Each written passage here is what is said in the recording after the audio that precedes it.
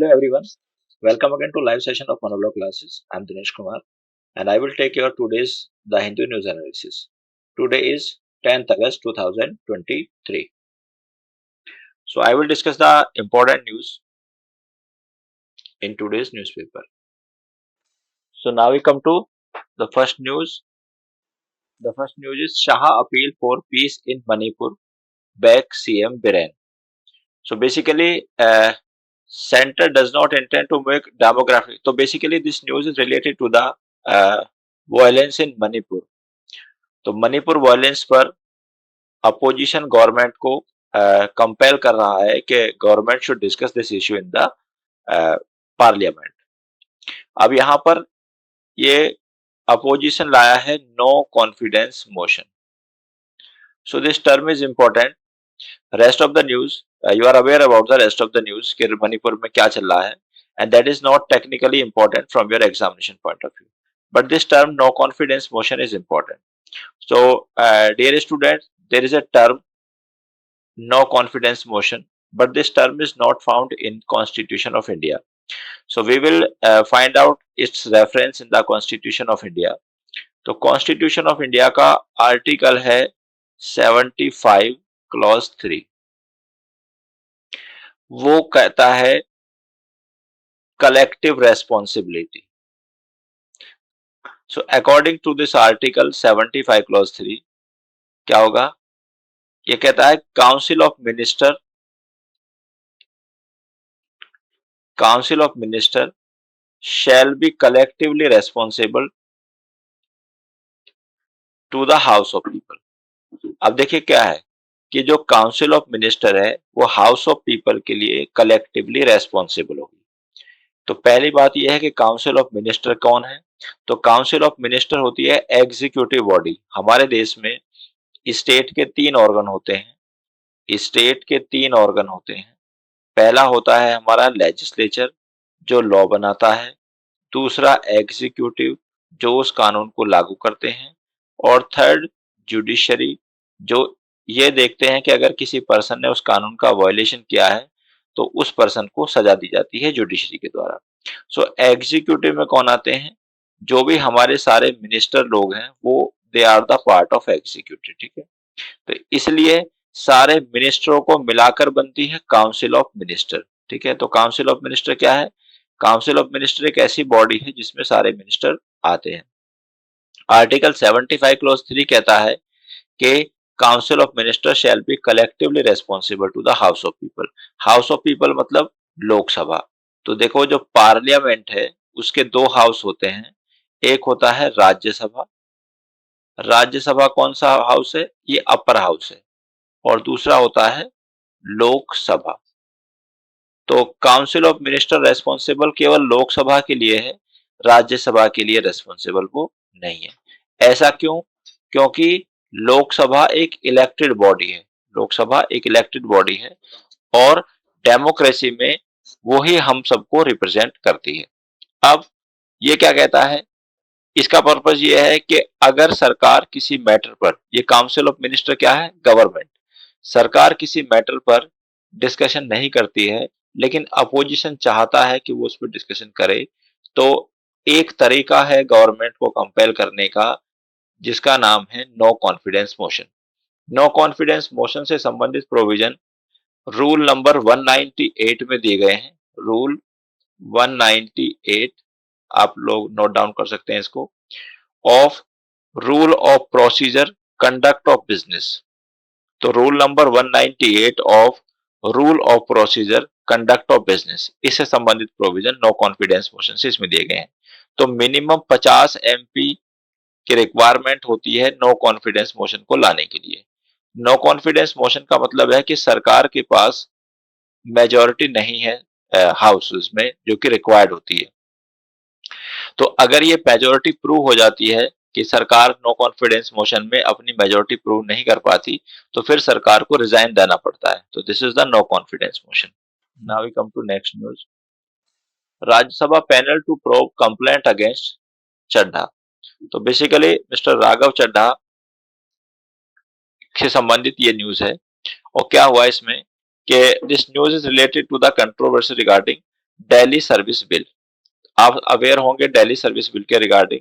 अभी क्या हुआ है, ये जो हमारी यूनियन गवर्नमेंट है, ये दिल्ली सर्विस बिल लेकर आ रही है पार्लियामेंट में। रीजन बीइंग दैट के जो अभी तक जो डेमोक्रेसी है, डेमोक्रेसी के हिसाब से जो एग्जीक्यूटिव होता है, मींस जो सीएम है, CM of Delhi mister means mister Arvind Kejriwal, उनके पास पावर होती है कि वो किसी भी ऑफिसर का ट्रांसफर करें, ठीक है। लेकिन ये बिल जो आ रहा है, इसमें ये पावर दी जा रही है किसको? तीन लोगों को, जिसमें दो प्रिंसिपल सेक्रेटरी होंगे और तीसरे सीएम होंगे, ठीक है। अब सीएम, ये जो यहाँ पर कोई भी डिसीजन लिया जाएगा, this decision will be taken on the basis of majority, ठीक है। तो अगर दो प्रिंसिपल सेक्रेटरी किसी बात को हाँ कर देते हैं और चीफ मिनिस्टर उस बात को ना कर देते हैं, तो डिसीजन किसके फेवर में होगा? प्रिंसिपल सेक्रेटरी के। तो कहीं ना कहीं ऐसा लगता है जो आम आदमी पार्टी है या और जो अपोजिशन है वो इसका विरोध कर रहे हैं। उनकी कंटेंशन ये है कि जनरली क्या होता है कि पॉलिटिकली एग्जीक्यूटिव जो होते हैं, political executive means like CM, वो सुपीरियर होने चाहिए जो हमारे ब्यूरोक्रेसी में एग्जीक्यूटिव होते हैं, लाइक प्रिंसिपल सेक्रेटरी और सेक्रेटरी।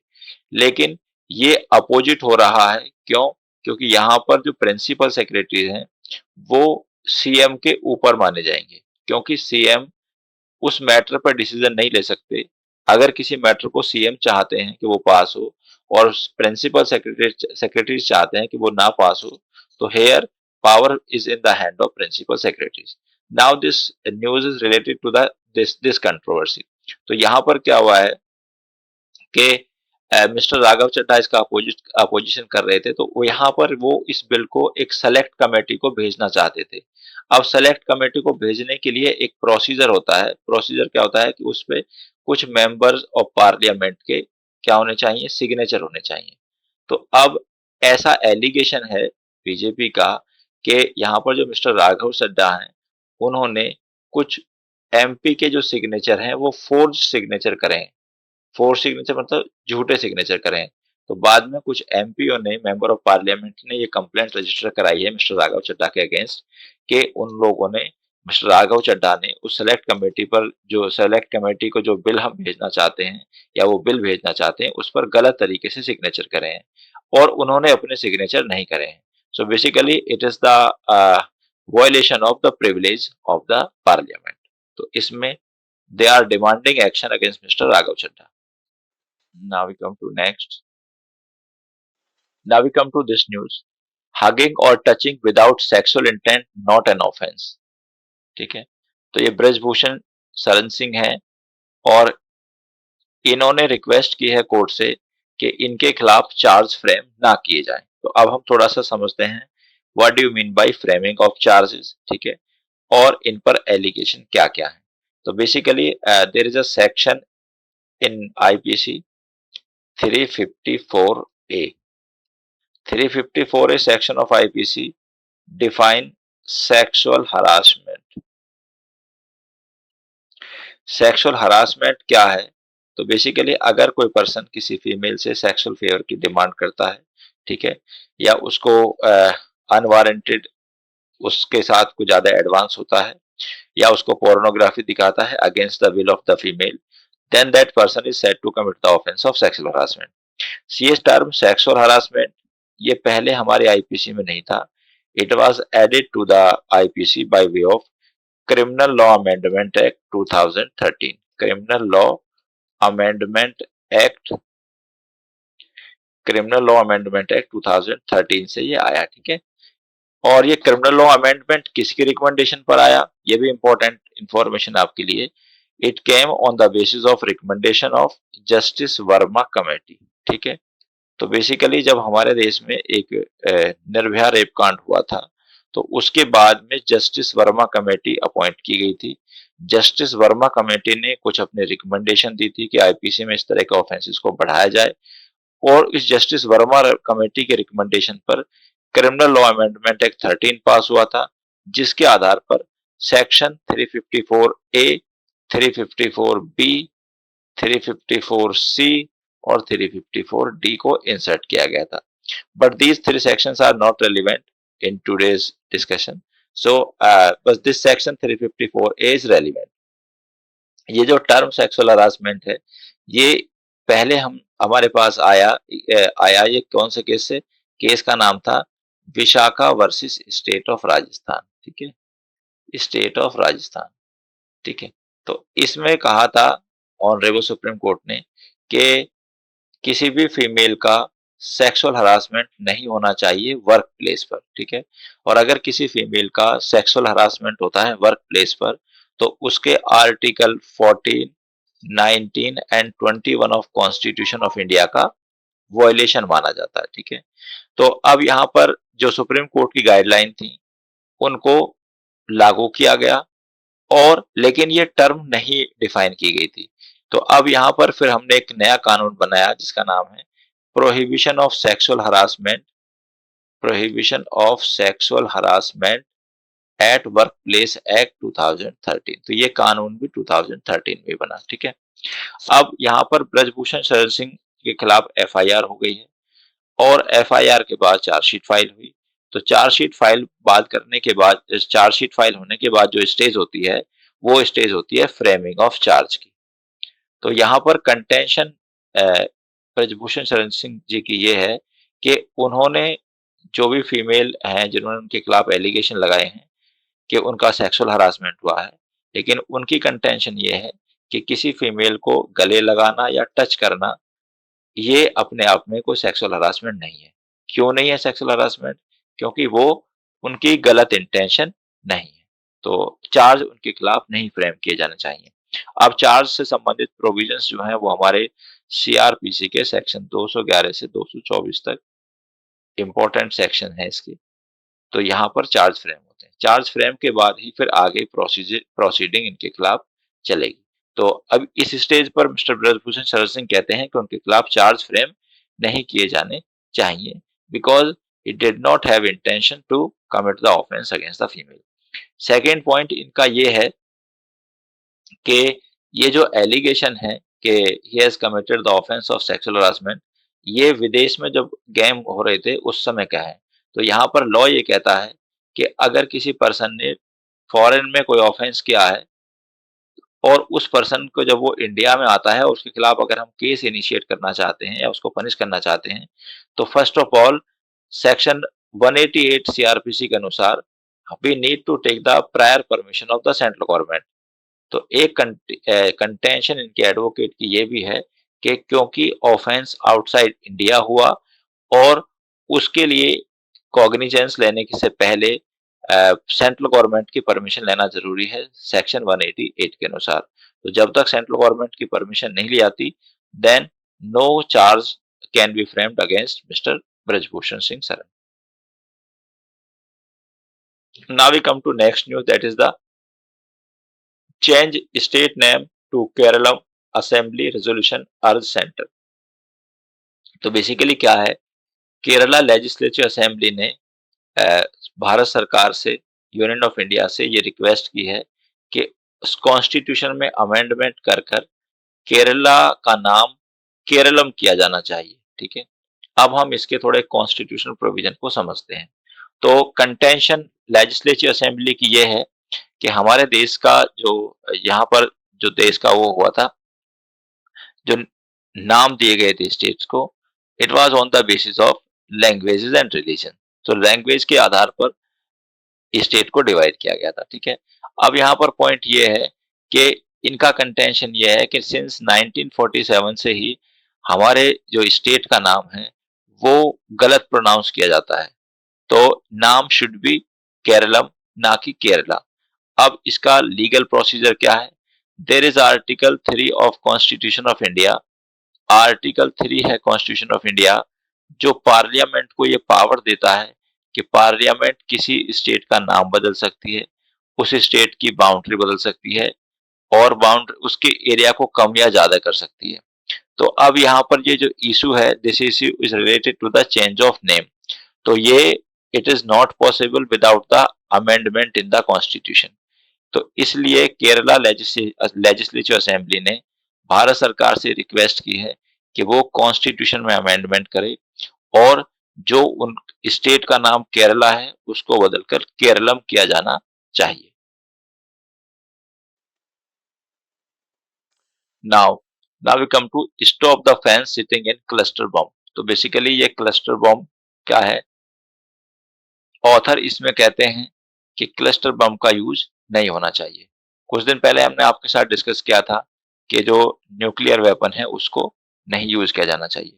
तो बेसिकली जो क्लस्टर बम है ये उसी के जैसे होते हैं और इनका यूएसए ने काफी देशों के खिलाफ यूज किया है, लाइक वियतनाम, अफगानिस्तान, इराक, ठीक है। और इन क्लस्टर बम में अब तक 56,000 से लेकर 86,000 तक लोग मर गए हैं। अभी ये रिसेंट न्यूज में क्यों है? रिसेंट न्यूज में इसलिए है क्योंकि यूएसए ने रशिया से कहा है कि it will provide cluster bomb to the Ukraine. USA ने यूक्रेन को क्लस्टर बम देने के लिए प्रॉमिस किया है। तो अगर ये क्लस्टर बम यूक्रेन के पास जाएंगे तो it will affect the area of Russia, या जहां भी जिस कंट्री के अगेंस्ट ये यूज करेगा यूक्रेन। तो अभी फॉर रिसेंटली या for the time being Russia ने भी कुछ क्लस्टर बम यूक्रेन के अगेंस्ट यूज किए हैं। अब क्लस्टर बम का हम थोड़ा सा समझते हैं कि इसकी क्या है, स्पेसिफिकेशन क्या है। तो क्लस्टर बम ऐसे होते हैं कि ये इमीडिएटली नहीं बस्ट होते, ये कई सालों बाद भी बस्ट होते हैं। तो ये काम करते हैं लाइक लैंड माइनिंग, ठीक है। तो अगर कोई क्लस्टर बम कहीं आज डाला गया तो जरूरी नहीं है कि वो आज ही बस्ट होगा, ये 2 साल, 4 साल, 10 साल बाद भी बस्ट होगा। तो इससे इसका कंसर्न क्या है ऑथर का? ऑथर का कंसर्न ये है कि ये लोगों के ह्यूमन राइट को वायलेट करेगा। तो इस तरह से इस तरह के जो बॉम्ब हैं उनका यूज किसी भी वार में नहीं होना चाहिए। This is the point of author.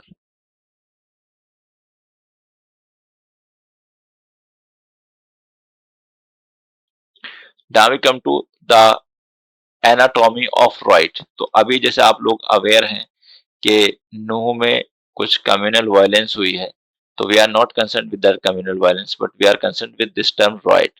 तो रॉयटिंग को डिफाइन किया गया है सेक्शन 146 ऑफ आईपीसी में।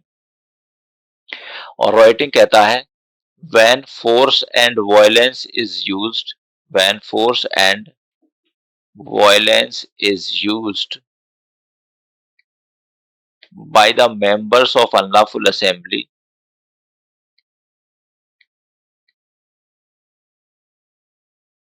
force and violence is used by the member of unlawful assembly, then they are said to commit the offense of riot. Then they are said to commit the offense of riot. तो riot क्या है? Riot को हिंदी में बलवा बोलते हैं। अब ये अनलॉफुल असेंबली क्या है? तो अनलॉफुल असेंबली को सेक्शन 141 आईपीसी में डिफाइन किया गया है और वो कहती है कि अगर 5 या 5 से अधिक व्यक्ति किसी पर्टिकुलर स्थान पर जमा होते हैं और वो कोई अनलॉफुल काम करते हैं, तो सेक्शन 141 जब आप पढ़ेंगे तो उसमें 5 क्लॉज दिए हुए हैं। 5 क्लॉज में क्या है मैं आपको थोड़ा बता देता हूँ कि अगर वो कोई ऐसा काम करते हैं जिससे कि वो सरकार को अपना कोई काम करने नहीं देते, या कोई अगर गवर्नमेंट ऑफिसर है वो अपना काम कर रहा है तो उसको वो क्रिमिनल फोर्स का यूज करते हैं और उसको अपने गवर्नमेंट फंक्शन को परफॉर्म करने से रोकते हैं, या कोई और ऑफेंस करते हैं, या किसी व्यक्ति को वो काम करने के लिए कंपेल करते हैं जिसको करना उसकी ड्यूटी नहीं है, या किसी व्यक्ति को उस काम को करने से रोकते हैं जिसको करना उसका राइट है। तो ऐसे लोगों को हम क्या बोलते हैं? They those people become the part of unlawful assembly. यहाँ पर पुलिस के पास पावर है कि वो अनलॉफुल असेंबली को डिस्पर्स कर सकती है, मतलब उनको हटा सकती है। अब अनलॉफुल असेंबली रॉयट कब बन जाती है? तो basically rioting is an aggravated form of unlawful assembly. तो जब अनलॉफुल असेंबली में फोर्स और वायलेंस यूज की जाती है, जैसे आप देखते हैं कि वहां पर नूह में कई लोगों की डेथ हो चुकी है, वहां पर है ना, शूटिंग वहां पर हुई है, ठीक है, और कई लोग वहां पर मर गए हैं उसमें। तो यहाँ पर इसका मतलब क्या है कि the force and violence has been used. तो फोर्स एंड वायलेंस जब यूज होती है तो that is called unlawful assembly, ठीक है। This term is important from your examination point of view. Now can S M Rs help India achieve net zero. तो basically ये जो न्यूज है this is related to the reduction of the carbon. तो आप जैसे जानते हैं कि जो एनर्जी है, एनर्जी की रिक्वायरमेंट किसी भी देश के लिए बहुत ज़्यादा है और अभी हमारे जो 80% 82% एनर्जी है वो हम किससे लेते हैं? कोयल से लेते हैं, ठीक है? अब जिसका क्या होता है कि जब हम इस प्रोसीजर से एनर्जी लेते हैं या फॉसिल फ्यूल्स को बर्न करते हैं तो कार्बन ज़्यादा एमिट होता है और जब कार्बन ज़्यादा एमिट होता है तो उससे कार्बन का परसेंटेज एटमॉस्फेयर में बढ़ता है। कॉन्सिक्वेंटली क्या होता है हमारे जो ग्लोबल वार्मिंग है वो ज़्यादा बढ़ जाती है और ग्लोबल वार्मिंग के जो और ड्रास्टिक कॉन्सिक्वेंसेज होते हैं वो सब हमको फेस करने होते हैं। अब इसका वन ऑफ द ऑप्शन ये है कि अब हम ये हमारे जो हमारे न्यूक्लियर सिस्टम है, ये हमारे न्यूक्लियर पावर प्लांट हैं, तो nuclear power plant large number पर ना बनाकर इनको स्मॉल साइज़ का बनाया जाए, ठीक है? लार्ज साइज़ का क्योंकि बनाने से क्या होता है जब हम लार्ज साइज़ का न्यूक्लियर रिएक्टर बनाते हैं, इसके लिए ज़्यादा स्पेस चाहिए होता है और ज़्यादा कार्बन भी एमिट करता है। लेकिन अगर हम स्मॉल साइज़ के बनाएँगे या माइक्रो रिएक्टर बनाएँगे, तो इसका कॉन्सिक्वेंसेज़ क्या होगा कि ये कार्बन एमिशन कम होगा और ये थोड़ा-सा मोर इफेक्टिव भी होंगे। तो यहाँ पर इस न्यूज़ में ये सजेस्ट किया गया है कि in place of large conventional reactor हमको शिफ्ट करना चाहिए टू स्मॉल मॉलिक्यूलर रिएक्टर पर या माइक्रो रिएक्टर पर। These news are not important. So, dear students, I have discussed all the relevant news in today's newspaper with you. ठीक है? These are only important from your examination point of view. ठीक है? I will come again with the next the Hindu news analysis. Till then, thank you very much. Goodbye.